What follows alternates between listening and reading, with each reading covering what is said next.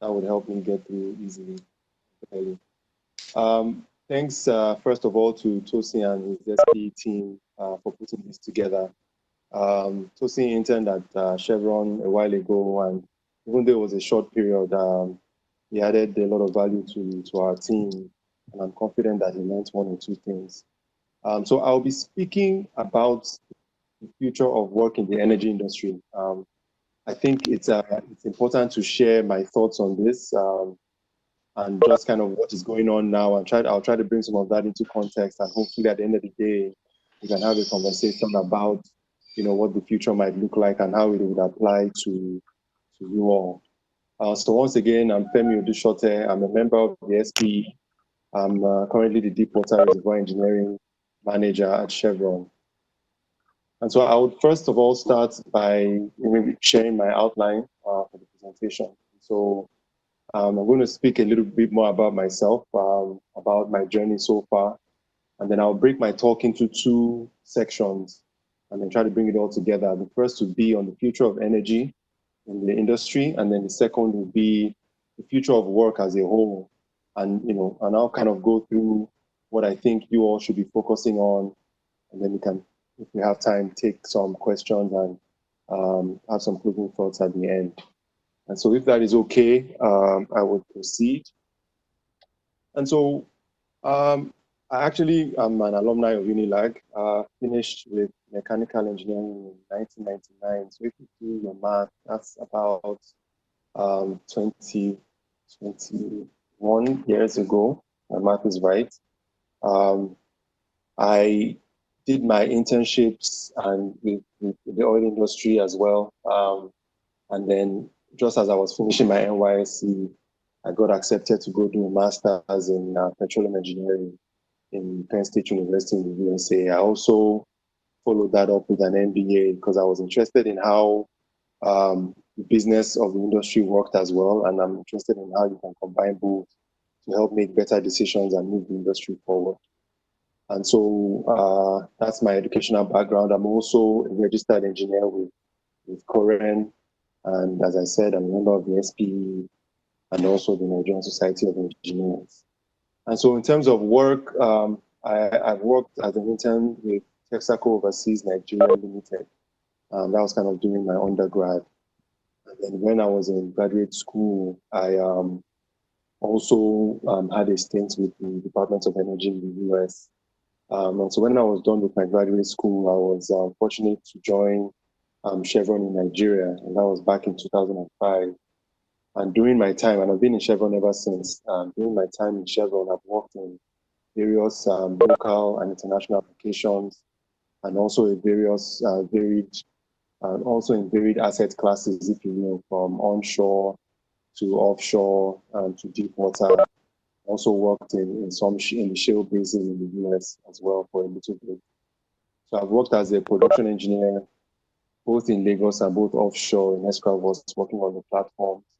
I've worked as a reservoir engineer. I've worked as a simulation engineer. I've worked in planning, and I've also worked in core operations. So that's kind of my journey so far. For SPE, I've been a member, since I was in school. And so when my math, again, that's about 19 years and counting. And in that time, I've authored and co-authored several papers. I've been a former member of the Lagos Section Board and also continue to participate as a technical paper reviewer for the annual conferences that happen. I've also had the privilege of speaking at engagements like this on a number of occasions, and I'm usually excited to do things like this. It's a passion of mine to kind of engage with people and move the industry forward. So enough about myself. Let me take you through to the meat of my talk today. And so the future of the energy industry, wanted to highlight some key issues we need to consider. And I've put it into kind of three buckets in my mind. And one is that the global energy demand will grow and will continue to grow going forward. And I'll expand more on that as I go through my talk. The second is that global energy markets are always in transition. We move from the old days where we had combustible engines, and we're moving towards where we have more electric vehicles now. And so there's always a transition in energy, where the energy is coming from and where we are going to in the future. And I'll talk a bit more about that as well. And so lastly is that oil and gas, which is the industry I'm in, will continue to remain a key part of this, what we call an energy mix. And so three things: that the energy demand will grow, the markets are always in transition, and then oil and gas would always be part of that energy mix, that even with the introduction of renewable, solar, and electric, oil and gas will still be part of the mix because that demand is going to continue to grow. And we need all parts of this energy mix to fill that demand. So let me go into a bit more detail here. And so in terms of energy demand growth, according to the International Energy Agency, according to even consultants like Crude, the plots always look like this. So if you see in my top right, where I'm showing the global population growing into the future. And so what you notice in this chart is that the developed economies, the US, East, and Europe, those developed, can we please mute our phones? That helps. And so the developed economies, if you are in the DRC, go to the Okay, thank you. Tosi, are you still with me? Let's confirm that you can still hear me. Yes, I will. I can still hear you. Okay. So you see that the developed economies are staying flat in terms of population growth. And the developing economies, which I call like Africa, Asia, India, those economies continue to grow in population. And so that's one of the factors that would cause this demand to grow. Also, if you look at the demand by sector, so these are the industries that use this energy that we produce in power generation, in industrial companies, in transportation, and in building and other industries. You can see in all of these industries, we continue to need energy to power those. As the developing economies like Africa, for instance, as we continue to grow, there's a rising number of people that would need this energy. And this energy demand is going to need to be met by, by some source of energy. And so those are the 2 points I want to highlight here, that there's going to be a continued need for the energy that our industry is a part of.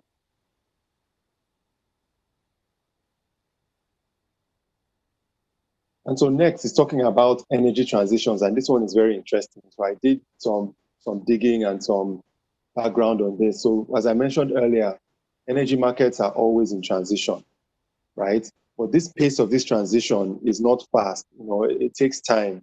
So I'll give an example and kind of walk you through these time scales that I have here. For instance, in the early 1900s, you can see the pie chart there saying most of the energy that was being used by the world was from coal and from biomass, which is solid fuels, firewood, trees, just burning anything you can find that is natural, and using that to get our fuel for growth. The oil that was being used then was primarily for lighting. They weren't using oil in combustion engines and things like that at that time. So move forward into the middle of the 1900s, there's major industrialization. We had gone through 2 world wars, and so much had happened in the world. The cars were introduced, the airplane industry, aviation, and everything was booming. And you see the oil part of that and natural gas start to grow. Coal is shrinking, biomass is shrinking, but at that time, there's also an introduction into renewables. People started thinking about solar and the like. And so fast forward to recent times, say 2017, oil is still a big part of that mix. Natural gas has grown some more. LNG has come into the picture. There is increasing use of hydro and nuclear, and renewables is also increasing. But you can see coal is shrinking, but it's not gone away totally. There's still a lot of this world that is using coal to fire engines or fire industries or to provide power for their industry. So it's pretty interesting how you kind of transition through time. And I'm saying this to just highlight the fact that these transitions don't happen quickly, but they're happening, and you have to recognize that they are happening. And that's how the world is changing slowly but surely. And so another thing to look at, I thought this was interesting, just looking at the oil part of it and talking about kind of the industry today and what that would mean. And so we always talk about commodities being in a cycle. So I thought to share this history of crude oil prices. And this is even going back as far back as the mid 1800s. One thing you would notice is, I'm getting some feedback. Can we please mute the phones? Thank you. And so one thing you would notice is that there's always peaks and falls, peaks and falls. And this price is all reference to 2013. And so they reference all the prices back to 2013 dollars so that you can have remove the impact of inflation and things like that. But in the last, say, 20, 30 years, the two major peaks that we see are around the end of the 1970s, where there was a war in Iran and the prices shot up. And Nigeria also went into a boom period at that time as well. But after that, prices dropped. There were little peaks and ups and downs throughout that period. But the latest big peak was, when this is like in the early 2000s, when Asia driving demand was creating need for this oil. And there was not enough oil for that demand, so prices spiked. But then right after that, in the 2007 period, there was a global financial crisis that hit. So that dropped prices and went up again around the time of the Arab Spring. And now we're in a continuous decline. A couple of things that have happened in the last 2 years, say 2-3 years. One is the shale revolution, as we've all heard about in the USA. Increasing supplies all over the world are causing prices to drop. And now, more recently, in 2020, we're seeing the impact of a drop in demand, serious drop in demand across the world due to the current pandemic. And so the reason I'm sharing this is, first of all, to let you know that prices have gone up and down, and they will continue to go up and down. And we expect that to happen going into the future. A lot of times we do not know how long the low end would occur, but we know that it would occur and then it will bounce back up. And like I said before, there's a continuous demand for energy, and oil is a part of that energy mix. And so I just wanted to share that thought with you all as well. And so the last part of this whole looking at the future of energy is the energy mix, which I've talked about a couple of times.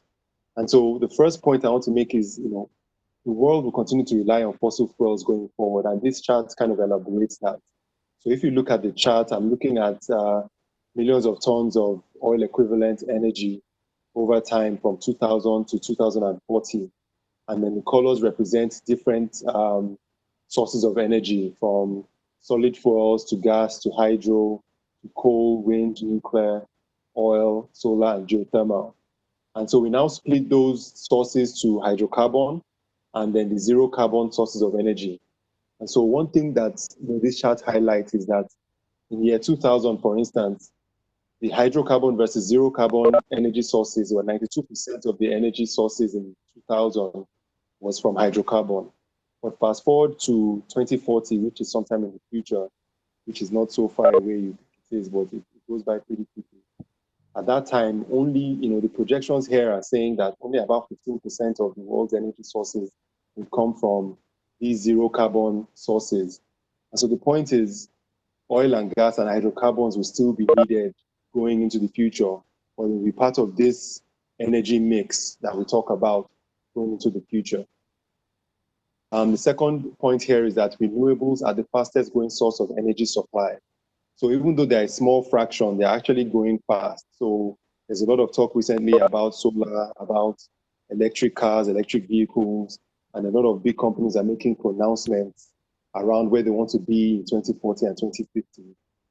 So a lot of capital still has to be spent. A lot of work still has to be done to get those sources to be a bigger part of the energy mix. Maybe sometime further down, but this forecast I'm showing here is based on a scenario of what they call the stated policies. Like, if we do things the way we're doing it now, and if we move at the pace that we're moving now, this is where we expect to be in 2040. And so the last point here is that, even though electric vehicles are here, there are things that are, even more impactful, such as fuel efficiency and gains in fuel efficiency are more impactful to this energy mix than even electric vehicles. And so I know there's some countries that are making pronouncements and switching to electric vehicles, but the truth is the airline industry, the industrialized industries and manufacturing, most of those industries are still a big part of the draw of energy. And so cars are just one of it. And also those electric vehicles, if you think about the world, not just the super developed economies, the rest of the world still needs hydrocarbon for the near future, at least for the next 20 years, given the assumptions we know today. So there might be some other factors or some unknown that might come might disrupt our view of the future, some new invention that we don't know about yet. But given what we know, this is what the future will look like. And so going a little forward, just kind of switching gear a little into what the future of work might look like. And the truth is that the future of work is going to look very different from the way we see it today. There are many things happening, and I know you guys are seeing some of those things, even the way we are meeting right now. This time last year, this kind of meeting will probably be me coming into the school and having a session and meeting you all one by one. But now, we're all working virtually. And even after this pandemic passes, the whole world is going to be working very differently. So this is just a peek into some of that. And so based on the technology and tools that we have today, if you think about it, about 45% of the jobs Can't hear you people. today, about 45% of the jobs today can be adopted or can be automated using current technologies. What I mean is that the technology that we know and see today can eradicate almost 50% of the jobs that we have today. Examples are, automation, for instance, in airports, where they used to have a lot of people in check-in counters, for instance. There's now a lot of self-checking machines at the airports. Even in some supermarkets, there's self-service at a lot of supermarkets. Maybe not so much in Nigeria, but in some of the developed countries, you see that you go to a supermarket, you don't know how to talk to anybody. You buy your items, and then you just pay for it and move out.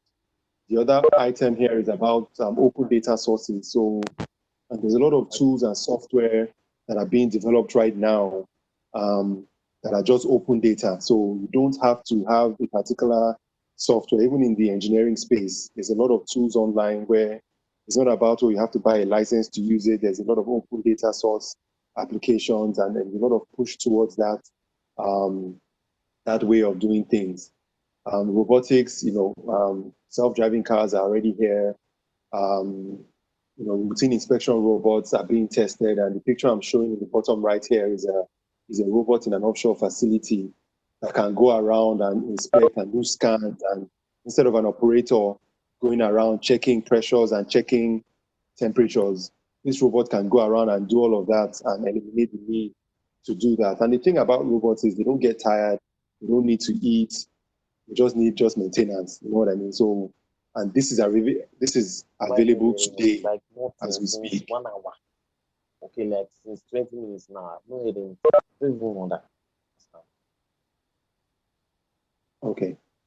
All right. And so, as I was saying, there's drones. Right now in the field I'm working in the subsea industry, we have ROVs, which are remote operating vehicles that go underwater, do the inspections, and it's all remote. We don't need to send anybody down there. Holograms are already available, where you sit in your office and you have what we call a digital twin of a facility.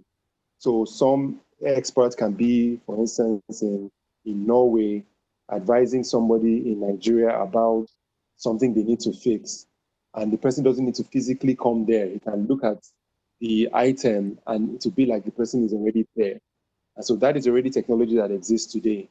Artificial intelligence, genetic algorithms, using neural networks to solve problems, machine learning, chatbots, these are things that exist today, augmented reality and all of that. Think about the games that we play, all those things have application in the workspace. And all those things, like I said, are available today. And it just needs people to apply those technologies, and a lot of the jobs that we think we are looking for today will just go away.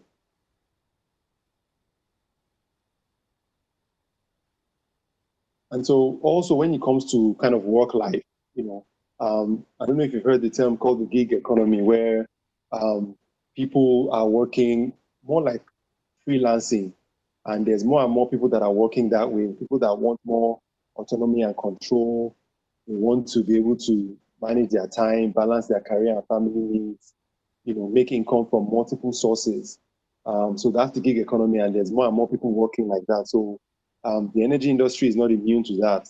And I find a case where people just have this skill, and companies just go and say, look, I just need you to do this project for me, and once you're done, you can move on, you can do the same project for other people.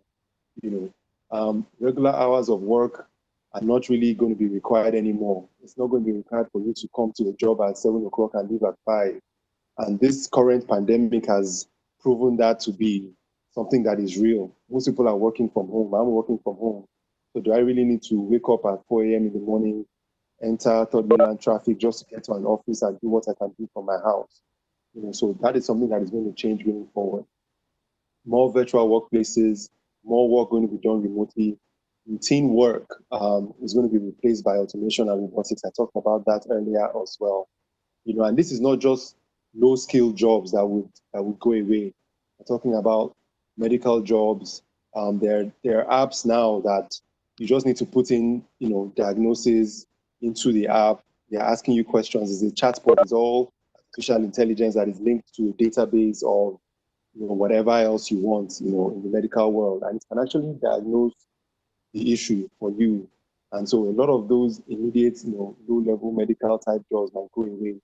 Even in the legal space, drafting documents, you want a real estate document or you want to do an agreement, you just put some stuff in and all of a sudden you get that agreement that is standardized for the situation you want. Banking is not immune. Engineering and technician jobs are also affected. So think about that. The work life as we know going into the future is going to be different from what it was 5 years ago, and definitely different from what it is today. And so how would you survive in this future, right? I'm showing a couple of pictures of, and I'm purposely showing like young kids. So the kids nowadays that are in secondary school are all the people that are going to come in knowing some of these things. They're going to have this skill set because that's how they're being taught today. Different set of skills will be required. And if you think about it, if everything is being replaced by robots, what are the things that robots cannot do that humans can do? So those human skills are the things we need to work on and develop.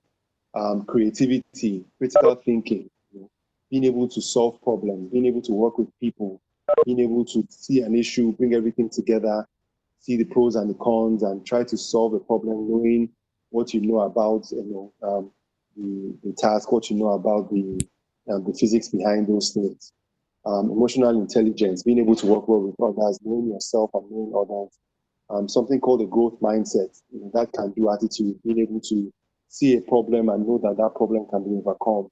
Those are the kind of skills that you would need to develop in this new future that I'm describing. You have to learn how to leverage technology before it leverages you. You have to learn about coding, you have to learn about application development. And even in the engineering space, you have to learn how to apply some of those things. I always tell people that the theory of what we do as petroleum engineers hasn't changed, so much. Fluid dynamics, thermodynamics, the activity index, and Darcy's equation haven't changed in 100 years, and those equations are not going to change. But how do you apply it? How do you take it and apply it to problems? How do you make it easier and faster? How do you develop on some of those things to solve the problems of today? I talked about my time in the shale business in the US, and they were drilling, hundreds of wells, and they were drilling wells so fast because in the shale oil patch, those wells don't last long. So the wells, maybe 1 or 2 years, the well is gone because the decline is so fast. So they have to drill very fast to keep a production profile.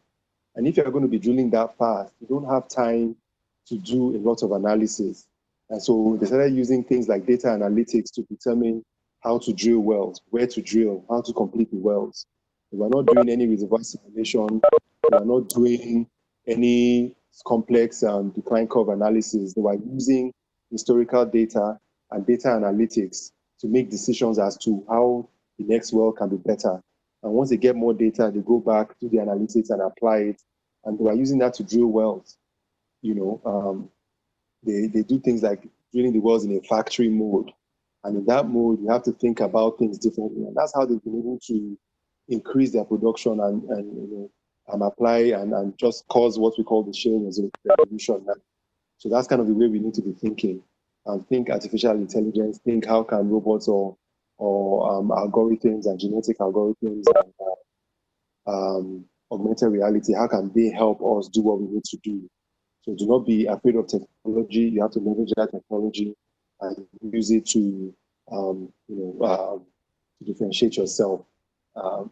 So the sub comment I have there is that about 30% of the jobs in the next few years don't exist. There are going to be new types of jobs, and you have to be ready to apply these new skills in those new kinds of jobs.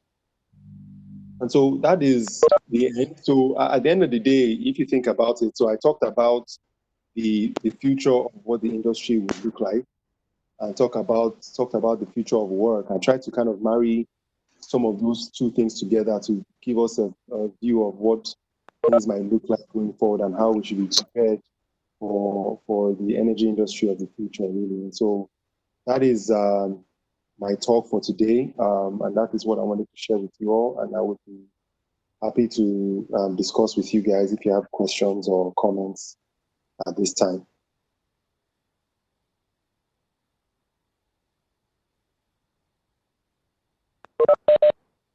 Okay, so Hello? thank you, Mr. Femi. Does anybody have a question? Uh,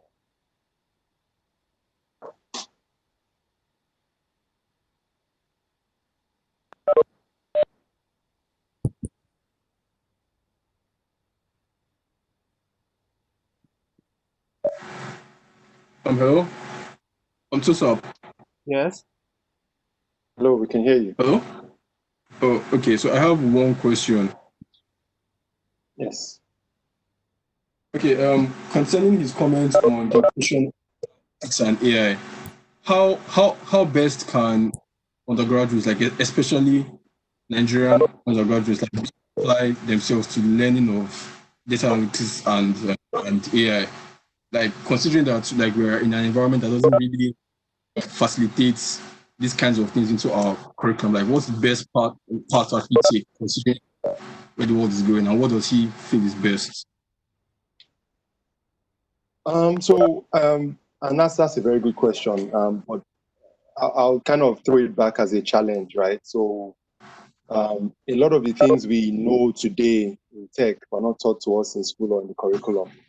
In this world we're entering into, you have to be able to learn fast and learn on your own. There's tons of resources online that you can tap into. There's free courses, free hackathons that you can attend to get some of those skills.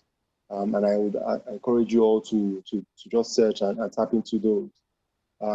Things like this WebEx that we're using right now, nobody taught us how to use it, right? So we all kind of, jumped into it, click around and learned ourselves how to use technology. Same with our cell phones and same with, devices that we have. So I would encourage you to just be a self-starter, a self-learner, and tap into some of those things. I always say that school that we go to teaches you how to think and how to solve problems, but it's for you to go into the world and do that yourself. So that's how I would answer that. All right. Thank you.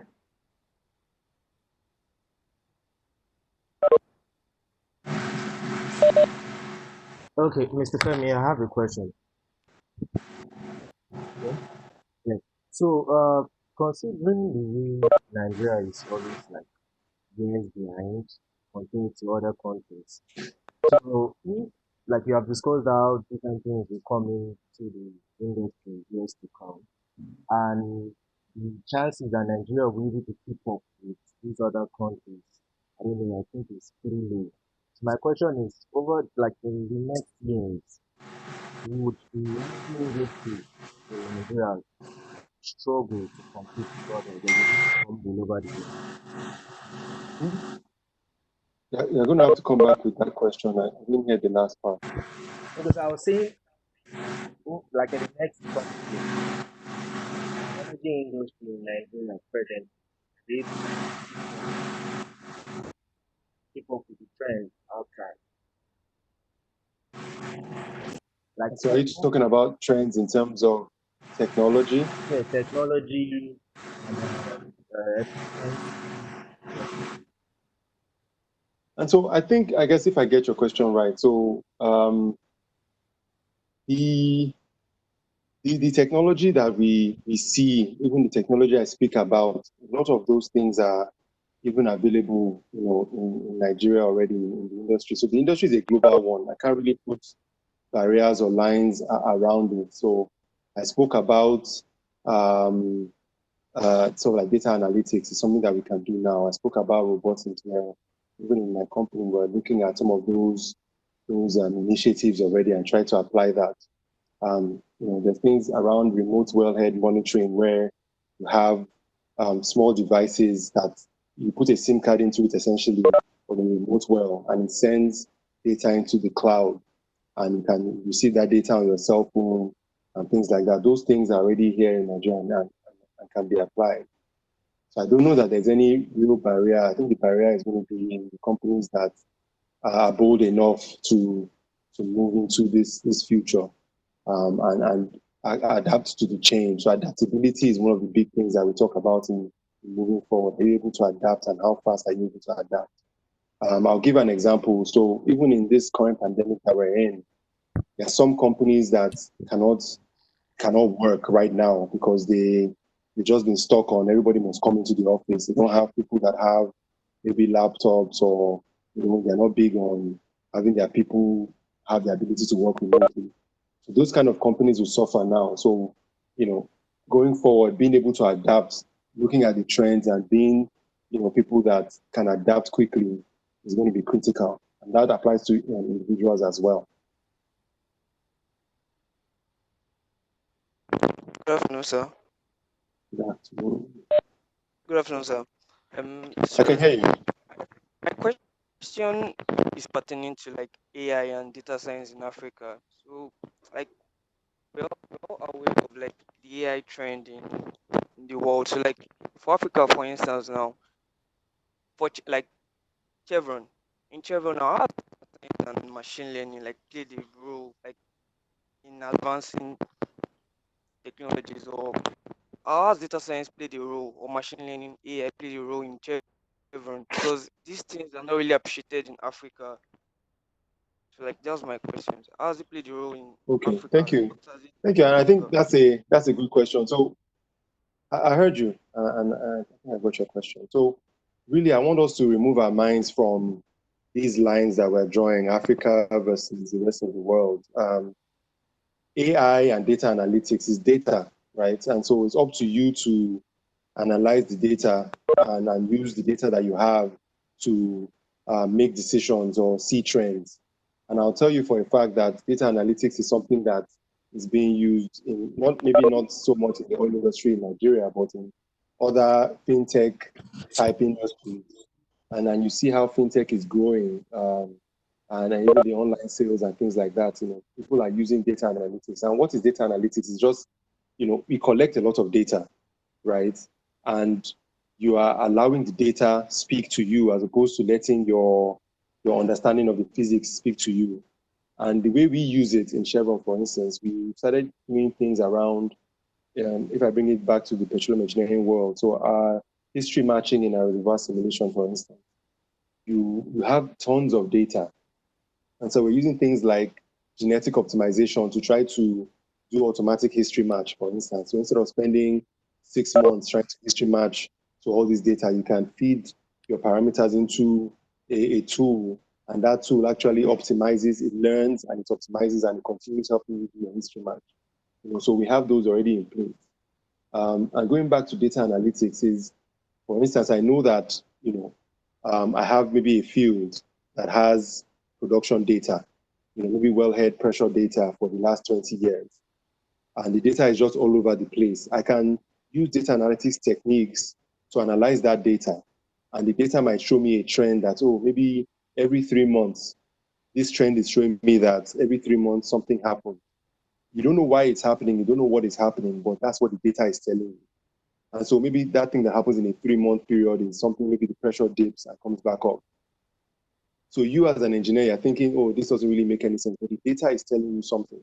And so you dig deeper, analyze the data further, and maybe find out that, oh, maybe that's every 3rd month, maybe after that 3 months, maybe there's something that happens, maybe a tanker comes and there's some operation that they do on the facility that impacts that well.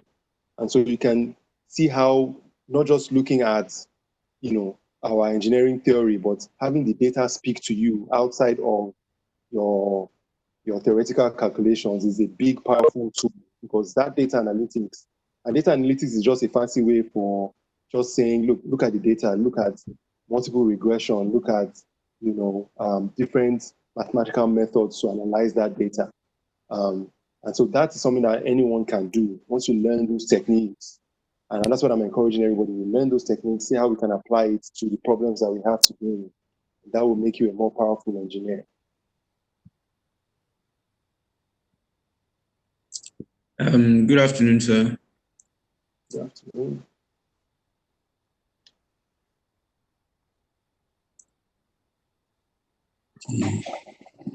Good afternoon, sir.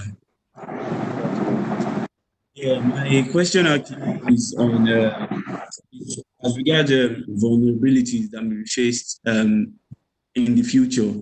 Now, when we are looking at the transition of the energy that of our industry to virtual works, there's one particular challenge we'll be facing in the future when we work virtually is actually going to be as regards cybersecurity.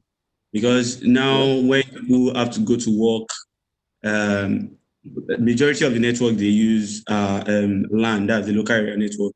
But when we are going to be working virtually, then we'll have to be sending things over the internet and making the industry more vulnerable to attacks. So is there a particular way we can avoid those kind of things from happening? No, you can't avoid it from happening. And there are people, so even as we speak now, cybersecurity is considered as one of the biggest threats to major international companies worldwide. It's not just for the oil industry in particular. And so what we need to do is continue to build those barriers and build those defenses against possible threats. And that's something that's going to continue now and in the future, whether or not we're working remotely or working in the office. We continue to face those threats. Companies in general are building those defenses, and as people are getting smarter, hackers are getting smarter, the companies are also getting smarter. And so it's going to be this continued development in the industry. And I think going virtual is just going to be the next step in that evolution. And I believe that there's going to be more tools that help us prevent any negative impact. Thank you very much, sir. Thanks, sir. Hello, sir. Hello, sir. Hello? Hello, sir. Yes. I have one more question. Considering the petroleum space and considering petroleum engineers specifically, what's your take on petroleum engineers trying to gather knowledge and expertise in other areas of energy in general to like up their skills? What's your take on that? So if I get you right, when you say other energies, you mean like a petroleum engineer going to get expertise in solar? Maybe solar or hydro or geothermal, for instance. And so, I think adding skills is never a bad thing. Like I said, if you think about the energy mix, there's still going to be a place for petroleum engineers now and going into the future. But we talk about the energy mix. And so if you find that, you have an interest in expanding your skill set, able to tap into and become more of an energy-focused person, not just a petroleum-focused person, and I think that will just add to your portfolio of knowledge. I think the point I want to emphasize is that petroleum engineering is still going to play a key role, going forward.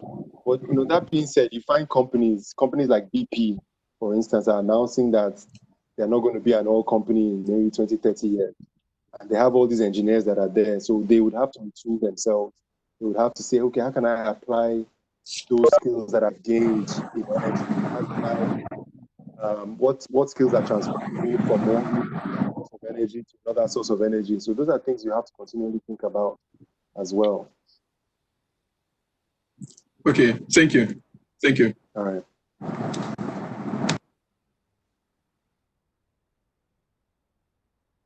Do we have any other questions as we wrap up? Yes, I have a question. Okay, go ahead. Okay, thank you.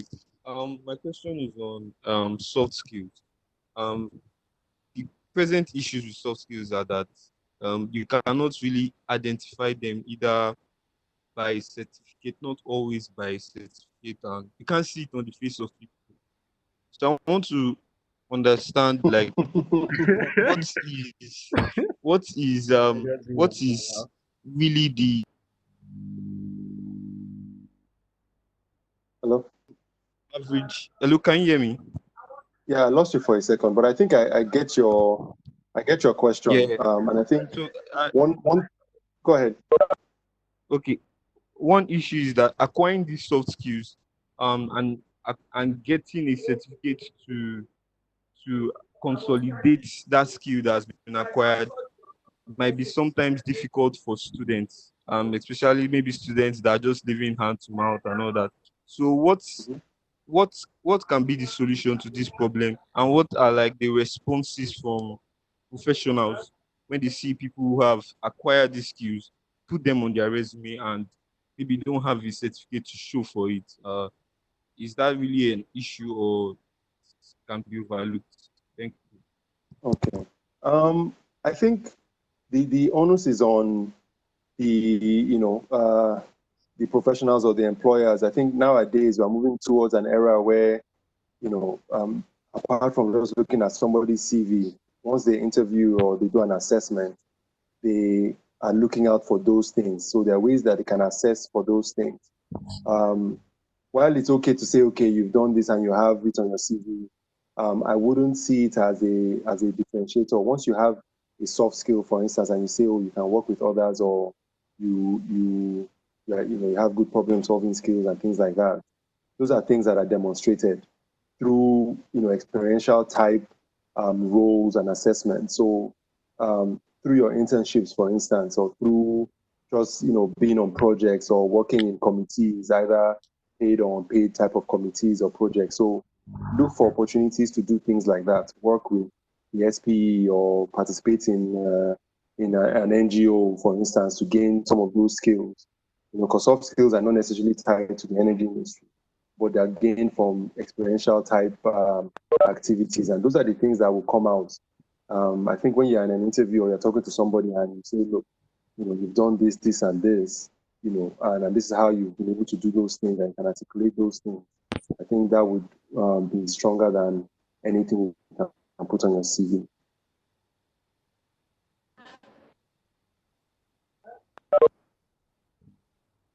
Hello? Yes. Yeah, my name is Jeff. I'm calling from Benin though. Okay. Oh, good to meet you, Jeff. Yeah, so literally I've been trying to survey around for schools literally that could help us go ahead in petroleum engineering. That's to acquire our postgraduates, especially for areas where we know are low budget and are not as expensive.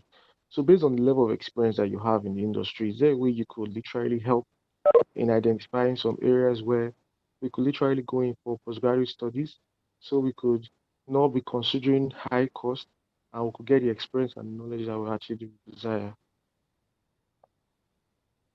Okay, so are you asking me to recommend like a low budget school? I think off the top of my head, I can't really recommend any, but I think it's something that even looking for courses, not necessarily trying to do a full degree. If that's an issue, then you can say, okay, let me identify some skills I'm trying to acquire and then do, courses here and there. I think that's one way to kind of get some of those skills that they're looking for. I've seen cases where maybe Schlumberger is doing like an online course on some, new analysis tool or some of their new software. And so you can build your repertoire of skills by doing those things. There are schools, everybody wants to go to, like, maybe the top school in the UK or the US, but I know that there are schools all over the world that also provide these skill sets, and I think it's something that you can do some research into. But off the top of my head, I can't really say I can recommend one school or the other. All right, thank you. You're welcome. Okay, sir, please, I have one more question, please. Okay. Okay, so please, I want to ask how, sorry, I should be directing this question to HR, but I feel with your level of experience, you should be able to give an answer, help with it. So how I'll try my best. Oh, okay, sir. Thank you. How well do online courses weigh on the CV? So I think me, and probably speaking personally, right? So there's some, maybe job applications, and most of the jobs, except maybe it's an experience hire, most of the entry level jobs only require, a BSc, although they will tell you that a postgraduate degree is a differentiator, right? So if you had a postgraduate degree, it might differentiate you from the next person, but it's not going to stop you from being shortlisted for that role, because all they need is a minimum requirement. Like I said, if you get certain skills, so for instance, somebody that has a master's in engineering versus somebody that has done a couple of courses and has shown demonstrated experience in that engineering, I personally would probably weigh the person the same. But yes, you're right. Sometimes, when people look at CVs, they say this person has a master's from Imperial, so therefore such and such and such. You want to look at that person. But I think, anything to differentiate yourself is appreciated. And I think that's kind of the point I would make and leave it there. So it's not to knock down one or the other, but at the end of the day, if somebody I have colleagues that don't have graduate degrees that came in straight, from school, from the NYC or from some internship, and they did the test, and then they got the jobs, and they're working with, they're working with Nigerian companies or just independent companies, and all they have is business, and they're doing very well. Because at the end of the day, it's how you deliver on the job that matters. And so I think that's what needs to be what you need to focus on. Oh, okay. Thank you very much. And so I can take maybe one or two more questions, and then we'll try to wrap up. Right.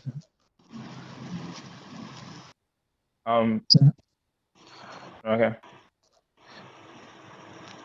Go ahead. Okay. My question. Post COVID-19, what do you think will be the atmosphere as regards employability and taking in interns in companies now? Because we feel, I mean, some of us are meant to start like July or so. So what would be the effect on internship and employability generally? So I think it would vary from company to company. I don't know. So, like I said, these cycles have happened over and over again, and I think in my own career, I've seen maybe two of those cycles.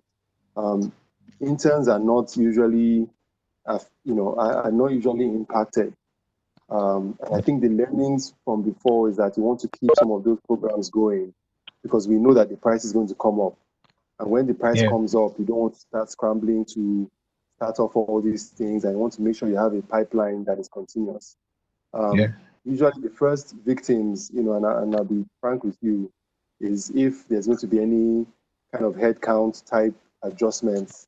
Usually it's usually the more senior people that will say, hey, you guys are are people that have been here for so long.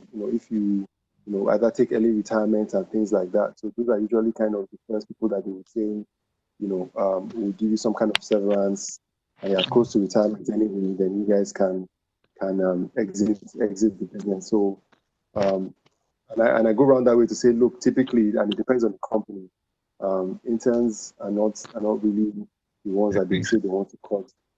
Oh, all right. Thank you, sir.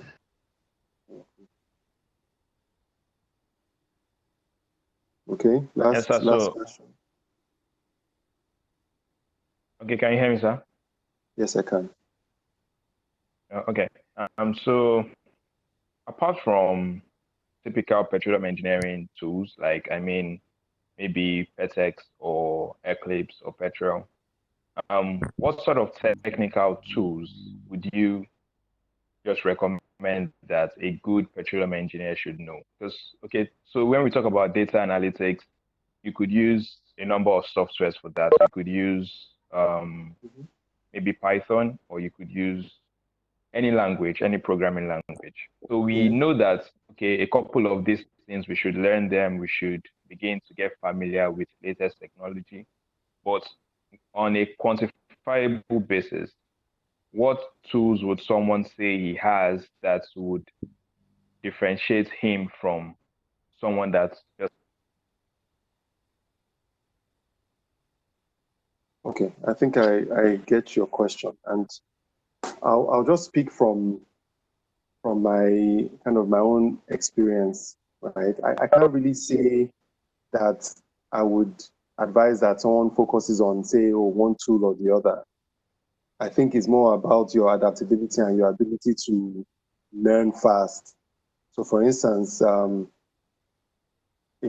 tools like Eclipse or Petrel, those tools are continually changing. There's always new tools coming in. There's always new software to learn, a new language to learn, a new, you know what I mean? So if you kind of say, I want to just learn this tool and that's what's going to do, by the time you get into the industry, then it might be the case that, that tool, they're not even using it anymore.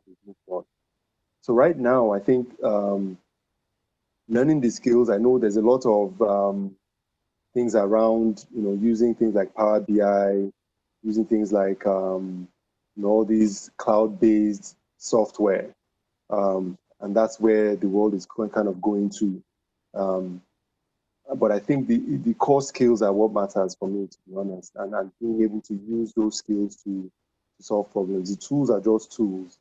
And like I said earlier, the equations are the equations, right? So if we're going to solve this matrix of equation, or solve this material balance equation, it's always going to be the same equation. You're just solving it with different tools. Someone can do it faster, someone can do it with PETEX, or you can do it with Excel, or you can do it with just by hand if you want. But the truth is, it's really, for me, not about the tool. It's about how do you solve those problems, how do you think about those things, and how do you apply yourself and help the people that need to make the decisions make those decisions they need to make.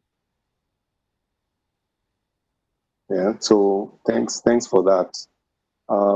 And so let me just kind of wrap up. I just want to thank all of you for your time. I think I was counting at one point we had about 60 people on the call.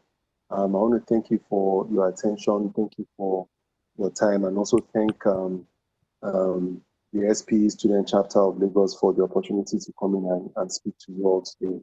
I appreciate it, and I do not take it for granted. And I hope you've learned one or two things. My intention was to kind of get you all thinking, and I hope I've been able to achieve that. So thank you once again. So Toasting, over to you.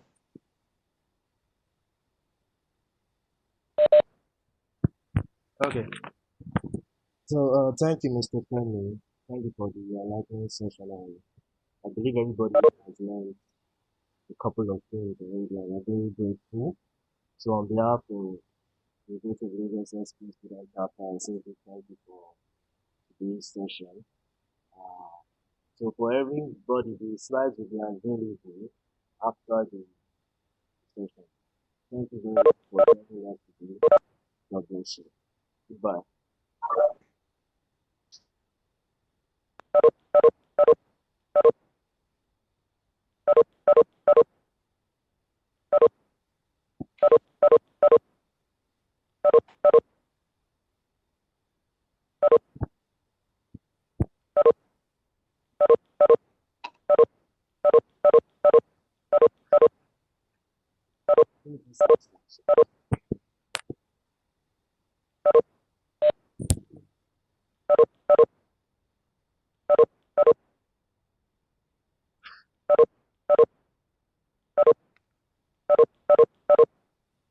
Eh, eh, eh, eh.